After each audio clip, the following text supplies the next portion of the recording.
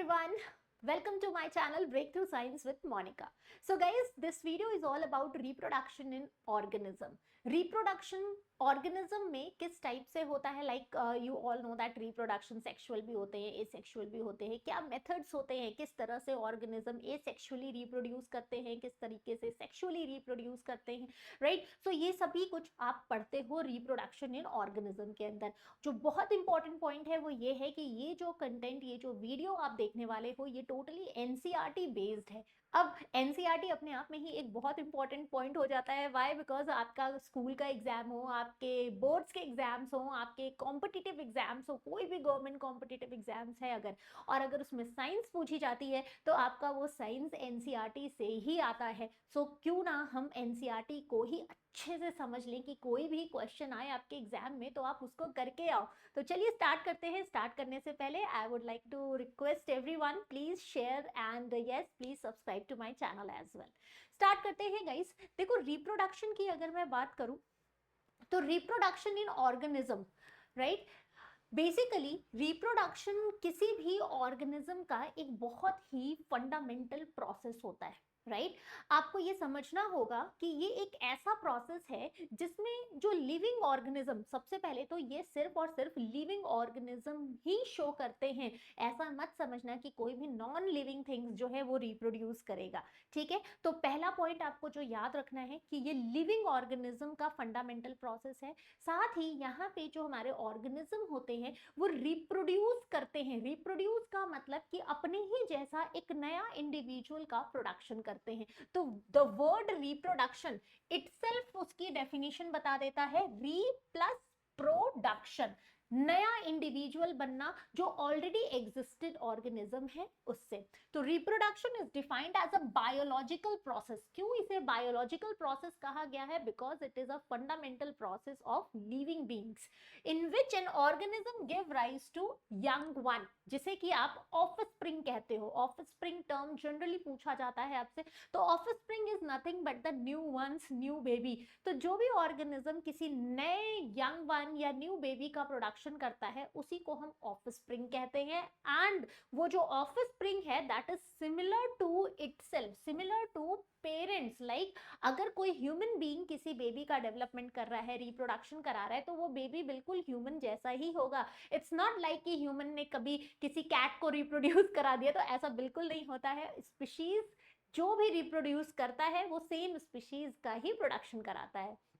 Next, based on whether there is a participation of one organism or two in the process, reproduction is again of two types. अब इस reproduction की प्रक्रिया को करने के लिए कितने ऑर्गेनिज्म की इन्वॉल्वमेंट होती है उसके आधार पे रिप्रोडक्शन को दो टाइप में डिवाइड किया गया।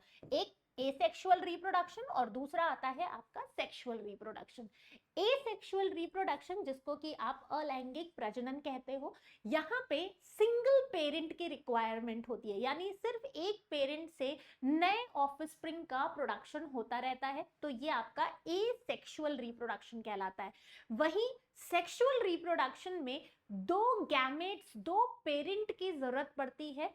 उस केस में आप कहते हो कि सेक्सुअल रिप्रोडक्शन में दो पेरेंट्स जब इन्वॉल्व होते हैं, दो पेरेंट्स जब फर्टिलाइज करते हैं, तब आपका एक नया ऑफस्प्रिंग का प्रोडक्शन होता है। That is your sexual reproduction. इस वीडियो में हम मोस्टली जो बात करने वाले हैं एसेक्सुअल रिप्रोडक्शन की बात करेंगे। नेक्स्ट वीडियो में आपके लिए लेकर आऊंगी जहां पे हम सेक्सुअल रिप्रोडक्शन और उसके प्रोसेसेस की बात करेंगे, ठीक है। चलिए एसेक्सुअल रिप्रोडक्शन स्टार्ट करते हैं। तो जैसा कि डेफिनेशन आपने ऑलरेडी समझ लिया है कि यहाँ पे अ सिंगल इंडिविजुअल, एक single parent is capable of producing offspring. तो एक ही ऑर्गेनिज्म से नए ऑफस्प्रिंग बनने लग जाते हैं एसेक्सुअल में। जैसे सपोज करो कि आपके पास एक अमीबा का सेल है, ठीक है। अमीबा के बारे में तो आप सभी ने सुना होगा, ठीक है। Suppose this is your amoeba.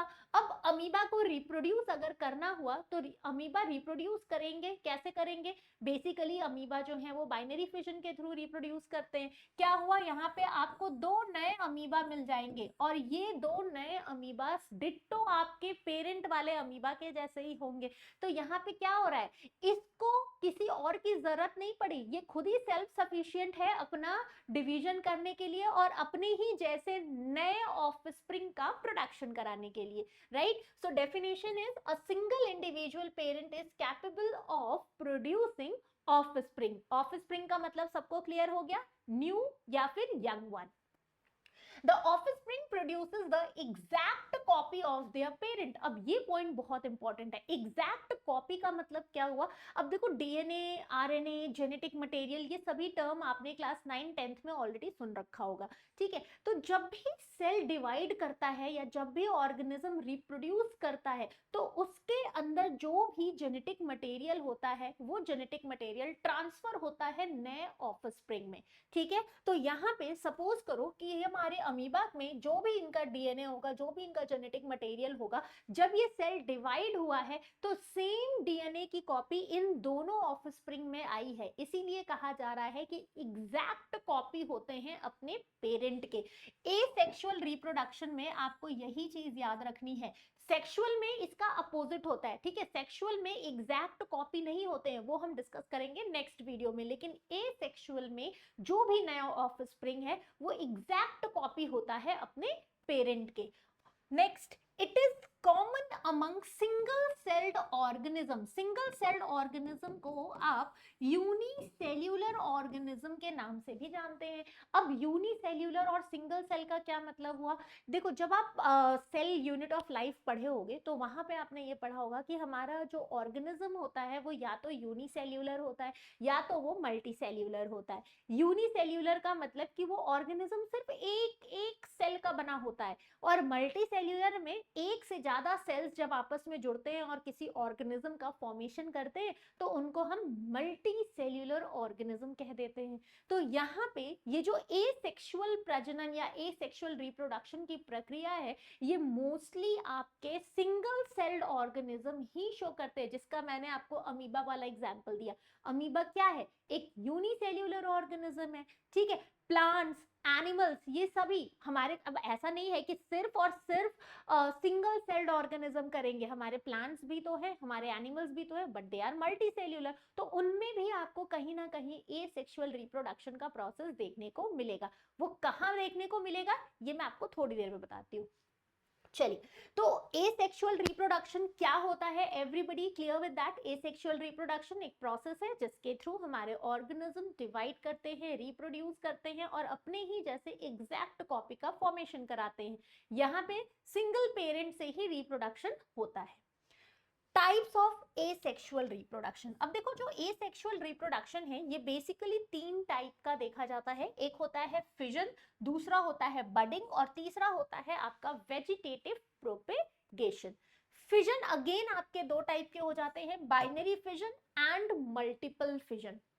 Binary and multiple fission का मतलब होता है ब्रेक होना, टूटना।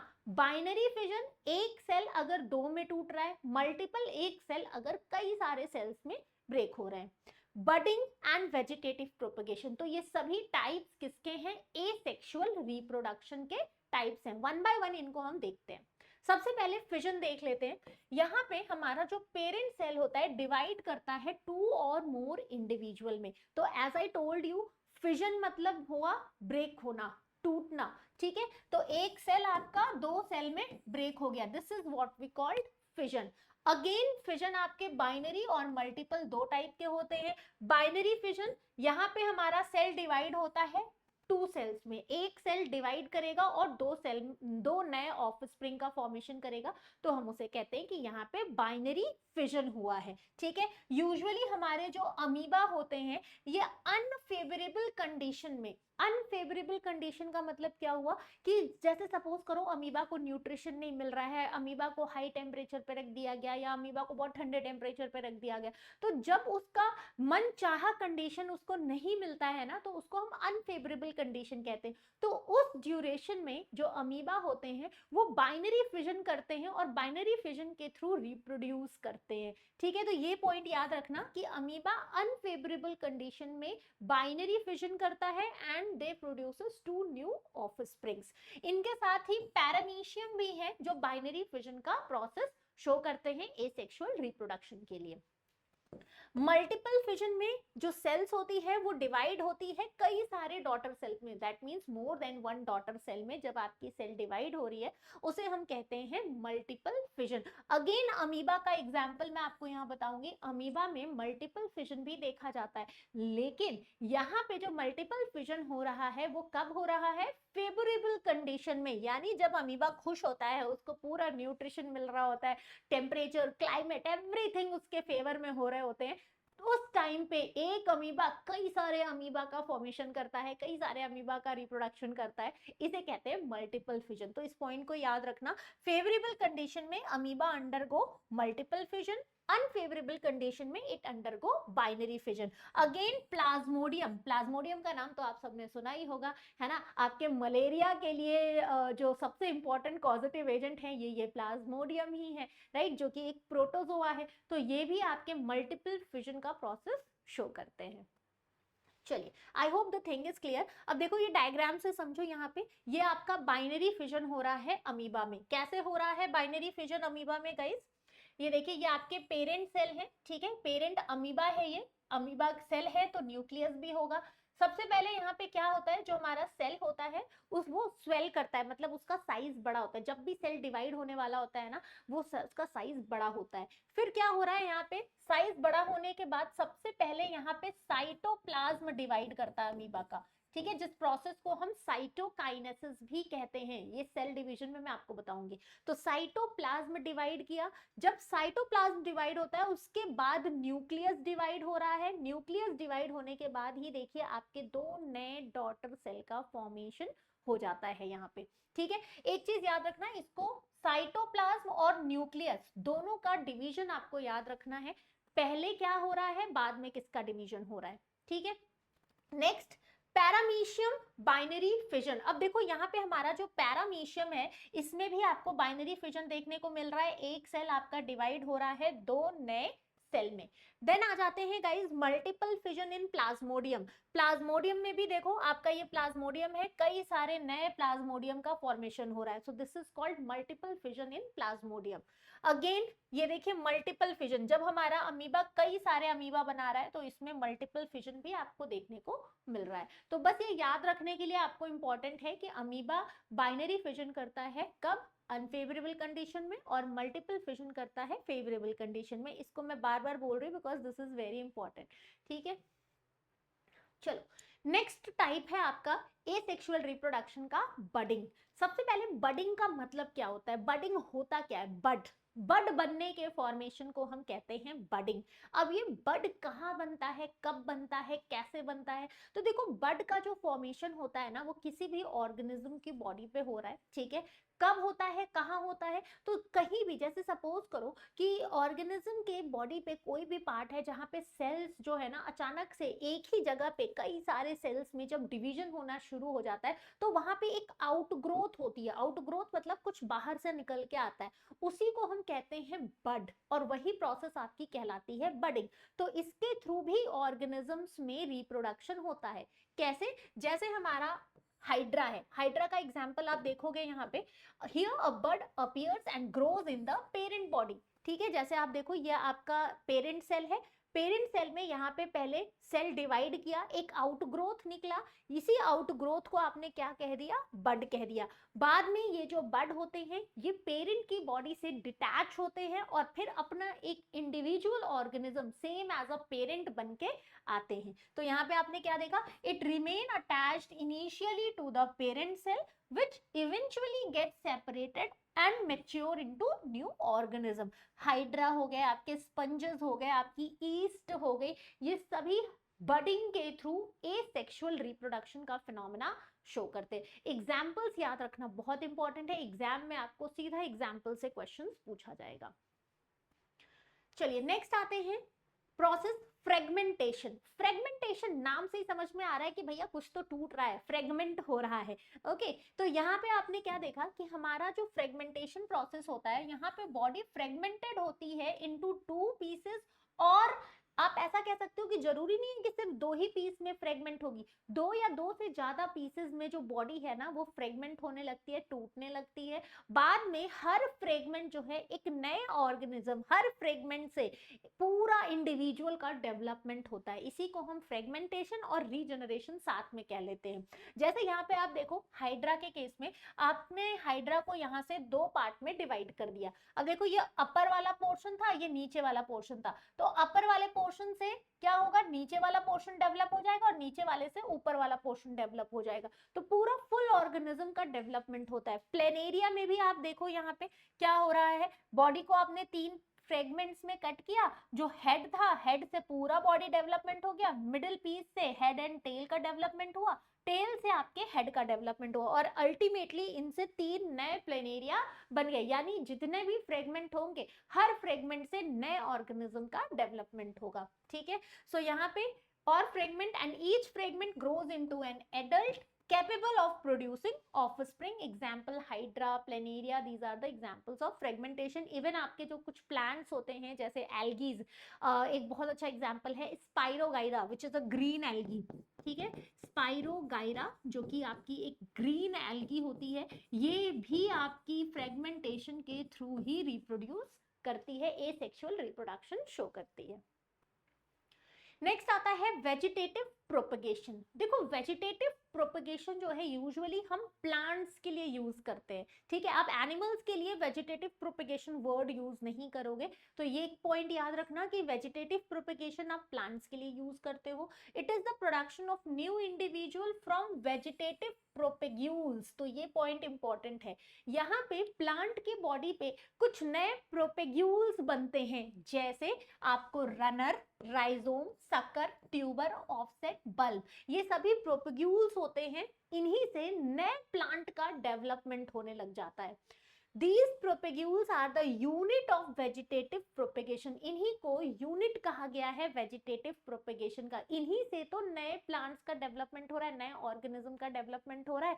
जैसे देखो पोटैटो, पोटैटो में आपने देखा होगा ये आईज जिसको आप कहते हो, this is nothing but the germinating eye bud. अब इसी से आप नया पोटैटो का प्लांट डेवलप कर सकते हो। सिमिलरली आपने देखा होगा जिंजर में, ठीक है, जिंजर में ये जो आपने राइजोम्स होते हैं, ठीक है, जिंजर में राइजोम्स होते हैं, इसी राइजोम्स के थ्रू आप नए जिंजर प्लांट का डेवलपमेंट करते हो। नेक्स्ट आपका आता है बुलबिल ऑफ अगीव।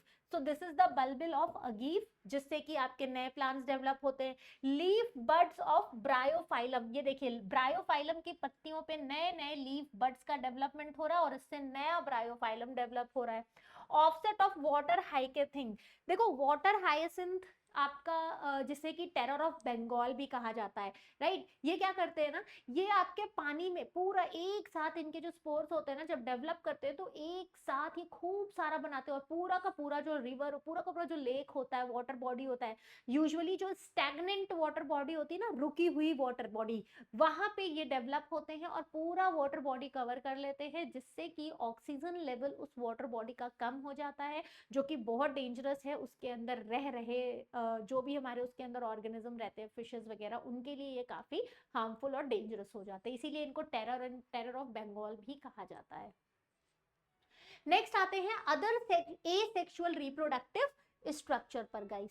अब देखिए कुछ और भी रिप्रोडक्टिव स्ट्रक्चर्स होते हैं, जैसे कि हमारे किंगडम फंगस और कुछ सिंपल प्लांट्स जैसे एल्गी होते हैं, वो रिप्रोड्यूस करते हैं कुछ डिफरेंट एसेक्सुअल रिप्रोडक्टिव स्ट्रक्चर्स के थ्रू, जैसे जूस्पोर्स, जू स्पोर्स। अब देखो जू का मतलब हो गया कि कहीं ना कहीं एनिमल से रिलेटेड हो रहा है, ठीक है, तो आप इसको जू स्पोर्स कर रहे हो, दैट मीन्स अब एनिमल जो है तो वो मोटाइल होते हैं, ठीक है, तो आप इसीलिए इसको जू स्पोर कर रहे हो क्योंकि ये एक मोटाइल स्ट्रक्चर होता है। मोटाइल स्ट्रक्चर मतलब जो चल फिर पा रहा होता है, तो ये एक माइक्रोस्कोपिक मोटाइल स्ट्रक्चर होता है जो कि कुछ एल्गीज में देखा जाता है, कुछ प्रोटिस्टा में आपको मिल जाता है, एग्जाम्पल क्लेमाइडोमोनाज।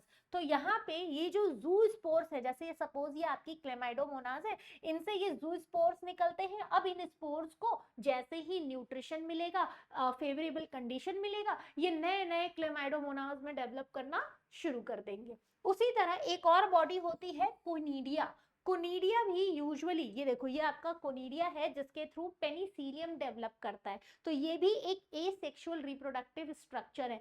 एग्जाम में आपको सिंपल यही क्वेश्चन पूछ देगा कि कोनिडिया क्या है, तो आपको पता होना चाहिए कि ये एसेक्सुअल रिप्रोडक्टिव स्ट्रक्चर है। पेनिसिलियम आपका जो कि एक फंगस है वो रिप्रोड्यूस करता है। जेम्यूल्स, हमारे जो स्पंजेस होते हैं उनमें जेम्यूल्स बनते हैं और इन्हीं जेम्यूल से नए नए स्पंजेस का फॉर्मेशन होता है। तो ये वर्ड आप याद रखना, जेम्यूल्स, कोनिडिया एंड आपके ज़ूस्पोर जो कि एसेक्सुअल रिप्रोडक्टिव स्ट्रक्चर होते हैं। नेक्स्ट गाइस, ये तो बात थी आपके एसेक्सुअल रिप्रोडक्शन की।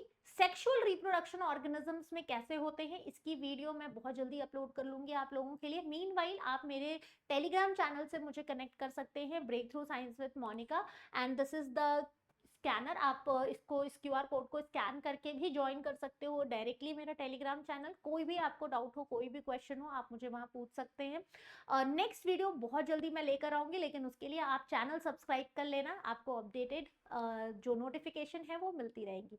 With this, thank you and have a good day.